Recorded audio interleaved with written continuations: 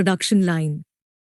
One day my dad drove up with a friend to see two 9-year-old boys in the driveway with the production line operating at full speed. There was fine white powder everywhere. On a long table were small milk cartons from school, and our family's hibachi grill was glowing with red-hot coals at maximum heat. Dad walked up cautiously, having to park the car at the base of the driveway since the production line blocked the carport. As he and his friend got closer, they saw a steel pot sitting on top of the coals in which the toothpaste tubes were being melted down. In those days, toothpaste did not come in plastic tubes. The tubes were made of lead. So once the paint was burned off, the tubes were dropped in the small steel pot. They melted until they became liquid, and with my Chapter 1, Lesson 1. 12. Mom's pot holders, we poured the lead through a small hole in the top of the milk cartons. The milk cartons were filled with plaster of Paris. White powder was everywhere. In my haste, I had knocked the bag over, and the entire area looked like it had been hit by a snowstorm. The milk cartons were the outer containers for plaster of Paris molds. My dad and his friend watched as we carefully poured the molten lead through a small hole in the top of the plaster of Paris cube. Careful, my dad said. I nodded without looking up. Finally, once the pouring was through, I put the steel pot down and smiled at my dad. What are you boys doing? He asked with a cautious smile. We're doing what you told me to do. We're going to be rich, I said. Yeah, said Mike, grinning and nodding his head. We're partners. And what is in those plaster molds? My dad asked. Watch, I said. This should be a good batch. With a small hammer, I tapped at the seal that divided the cube in half. Cautiously, I pulled up the top half of the plaster mold and a lead nickel fell out. Oh no, my dad exclaimed. You're casting nickels out of lead. That's right, Mike said. We're doing as you told us to do. We're making money. My dad's friend turned and burst into laughter. My dad smiled and shook his head. Along with a fire and a box of spent toothpaste tubes, in front of him were two little boys covered with white dust smiling from ear to ear. He asked us to put everything down and sit with him on the front step of our house. With a smile, he gently explained what the word counterfeiting meant. Our dreams were dashed. You mean this is illegal? Asked Mike in a quivering voice. Rich dad, poor dad. 13. Let them go, my dad's friend said. They might be developing a natural talent. My dad glared at him. Yes, it is illegal, my dad said gently. But you boys have shown great creativity and original thought. Keep going. I'm really proud of you. Disappointed, Mike and I sat in silence for about 20 minutes before we began cleaning up our mess. The business was over on opening day. Sweeping the powder up, I looked at Mike and said, I guess Jimmy and his friends are right. We are poor. My father was just leaving as I said that. Boys, he said. You're only poor if you give up. The most important thing is that you did something. Most people only talk and dream of getting rich. You have done something. I'm very proud of the two of you. I will say it again, keep going. Don't quit. Mike and I stood there in silence. They were nice words, but we still did not know what to do. So how come you're not rich, Dad? I asked. Because I chose to be a school teacher. School teachers really don't think about being rich. We just like to teach. I wish I could help you, but I really don't know how to make money. Mike and I turned and continued our cleanup. I know, said my dad. If you boys want to learn how to be rich, don't ask me. Talk to your dad, Mike. My dad? Asked Mike with a scrunched up face. Yeah, your dad, repeated my dad with a smile. Your dad and I have the same banker, and he raves about your father. He's told me several times that your father is brilliant when it comes to making money. My dad? Mike asked again in disbelief. Then how come we don't have a nice car and a nice house like the rich kids at school? A nice car and a nice house don't necessarily mean you're rich or you know how to make money, my dad replied. Jimmy's dad works for. Chapter 1, Lesson 1. 14. The sugar plantation. He's not much different from me. He works for a company, and I work for the government. The company buys the car for him. The sugar company is in financial trouble, and Jimmy's dad may soon have nothing. Your dad is different, Mike. He seems to be building an empire, and I suspect in a few years he will be a very rich man. With that, Mike and I got excited again. With new vigor, we began cleaning up the mess caused by our now-defunct first business. As we were cleaning, we made plans for how and when to talk to Mike's dad. The problem was that Mike's dad worked long hours and often did not come home until late. His father owned warehouse, a construction company, a chain of stores, and 3 restaurants. It was the restaurants that kept him out late. Mike caught the bus home after we had finished cleaning up. He was going to talk to his dad when he got home that night and ask him if he would teach us how to become rich. Mike promised to call us soon. As he had talked to his dad, even if it was late. The phone rang at 8:30 p.m. Okay, I said. Next Saturday. I put the phone down. Mike's dad had agreed to meet with us. On Saturday, I caught the 7:30 a.m. bus to the poor side of town. The lessons begin. Mike and I met with his dad that morning at 8 o'clock. He was already busy, having been at work for more than an hour. His construction supervisor was just leaving in his pickup truck as I walked up to his simple, small, and tidy home. Mike met me at the door.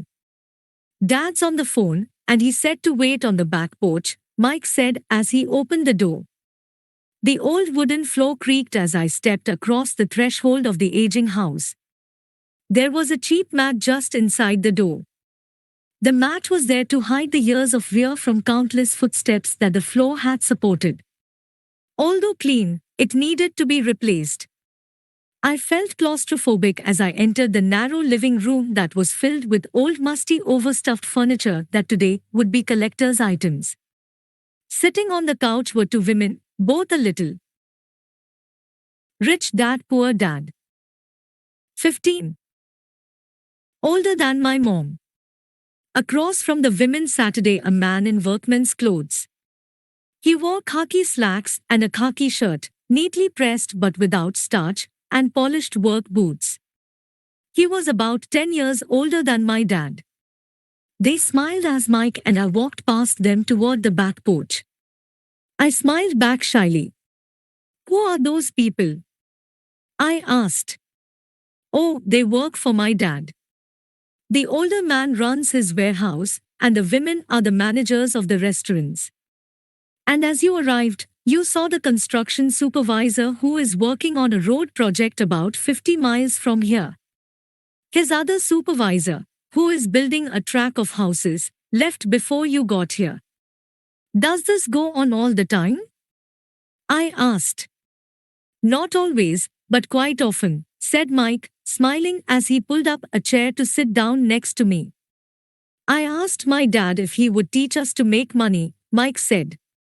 Oh, and what did he say to that? I asked with cautious curiosity. Well, he had a funny look on his face at first, and then he said he would make us an offer. Oh, I said, rocking my chair back against the wall. I sat there perched onto rear legs of the chair. Mike did the same thing. Do you know what the offer is? I asked. No, but we will soon find out. Suddenly, Mike's dad burst through the rickety screen door and onto the porch. Mike and I jumped to our feet, not out of respect, but because we were startled. Ready, boys? He asked as he pulled up a chair to sit down with us. We nodded our heads as we pulled our chairs away from the wall to sit in front of him. He was a big man, about 6 feet tall and 200 pounds. My dad was taller, about the same weight, and 5 years older than Mike's dad. They sort of looked alike, though not of the same ethnic makeup. Maybe their energy was similar. Chapter 1, Lesson 1. 16. Mike says you want to learn to make money? Is that correct, Robert? I nodded my head quickly, but with a little trepidation. He had a lot of power behind his words and smile. Okay, here is my offer. I will teach you, but I won't do it classroom style. You work for me, I will teach you. You don't work for me, I won't teach you. I can teach you faster if you work, and I'm wasting my time if you just want to sit and listen like you do in school. That's my offer. Take it or leave it. May I ask a question first? I asked. No.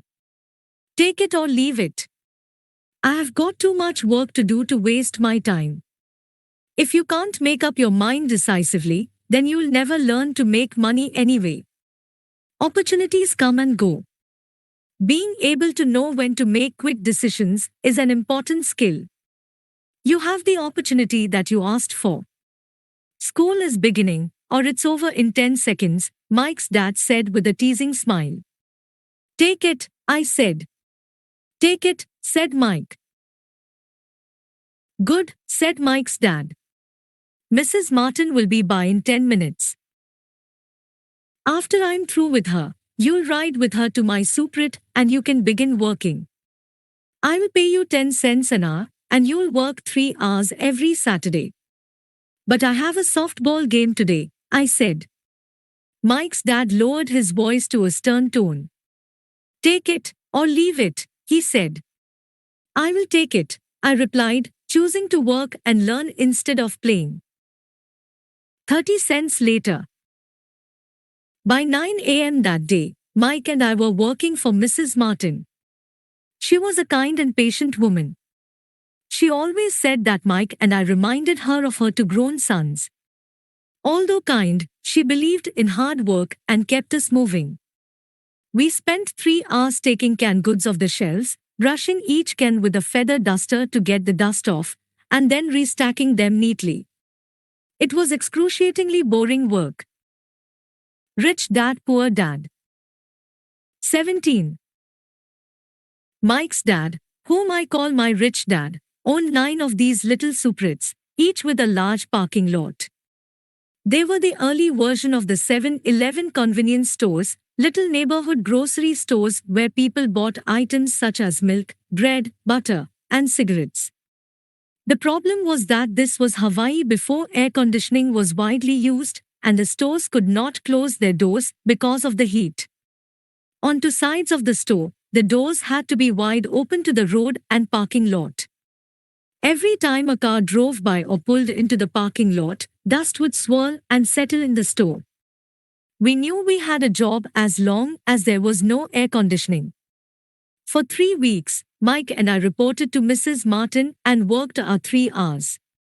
By noon, our work was over, and she dropped 3 little dimes in each of our hands. Now, even at the age of 9 in the mid-1950s, 30 cents was not too exciting. Comic books cost 10 cents back then, so I usually spent my money on comic books and went home. By Wednesday of the 4th week, I was ready to quit. I had agreed to work only because I wanted to learn to make money from Mike's dad, and now I was a slave for 10 cents an hour. On top of that, I had not seen Mike's dad since that first Saturday. I'm quitting, I told Mike at lunchtime. School was boring, and now I did not even have my Saturdays to look forward to. But it was the 30 cents that really got to me. This time Mike smiled. What are you laughing at? I asked with anger and frustration. Dad said this would happen. He said to meet with him when you were ready to quit. What? I said indignantly. He's been waiting for me to get fed up? Sort of, Mike said. Dad's kind of different. He doesn't teach like your dad. Your mom and dad lecture a lot. My dad is quiet and a man of few words. You just wait till this Saturday. I will tell him you're ready. You mean I have been set up? No, not really, but maybe. Dad will explain on Saturday. Chapter 1, Lesson 1. 18. Waiting in line on Saturday, I was ready to face Mike's dad. Even my real dad was angry with him. My real dad, the one I call the poor one, thought that my rich dad was violating child labor laws and should be investigated. My educated, poor dad told me to demand what I deserve, at least 25 cents an hour. My poor dad told me that if I did not get a raise, I was to quit immediately. You don't need that damned job anyway, said my poor dad with indignation. At 8 o'clock Saturday morning, I walked through the door of Mike's house when Mike's dad opened it. Take a seat and wait in line, he said as I entered. He turned and disappeared into his little office next to a bedroom. I looked around the room and didn't see Mike anywhere. Feeling awkward, I cautiously sat down next to the same two women who were there 4 weeks earlier. They smiled and slid down the couch to make room for me. 45 minutes went by, and I was steaming. The two women had met with him and left 30 minutes earlier. An older gentleman was in there for 20 minutes and was also gone. The house was empty, and here I sat in a musty, dark living room on a beautiful sunny Hawaiian day, waiting to talk to a cheapskate who exploited children. I could hear him rustling around the office, talking on the phone, and ignoring me. I was ready to walk out, but for some reason I stayed. Finally, 15 minutes later, at exactly 9 o'clock, Rich Dad walked out of his office, said nothing, and signaled with his hand for me to enter. I understand you want a raise, or you're going to quit, Rich Dad said as he swiveled in his office chair. Well, you're not keeping your end of the bargain, I blurted out, nearly in tears. It was really frightening for me to confront a grown-up. You said that you would teach me if I worked for you. Well, I have worked for you. I have worked hard. I have given up my baseball games to work for you, but you haven't kept your word, and you haven't taught. Rich Dad, Poor Dad. 19. Me anything. You are a crook like everyone in town thinks you are. You're greedy. You want all the money and don't take care of your employees. You made me wait and don't show me any respect. I'm only a little boy, but I deserve to be treated better. Rich Dad rocked back in his swivel chair, hands up to his chin, and stared at me. Not bad, he said. In less than a month, you sound like most of my employees. What? I asked. Not understanding what he was saying, I continued with my grievance. I thought you were going to keep your end of the bargain and teach me. Instead, you want to torture me? That's cruel. That's really cruel. I am teaching you, Rich Dad said quietly. What have you taught me? Nothing. I said angrily. You haven't even talked to me once since I agreed to work for peanuts. 10 cents an hour. Huh? I should notify the government about you. We have child labor laws, you know. My dad works for the government, you know. Wow, said Rich Dad. Now you sound just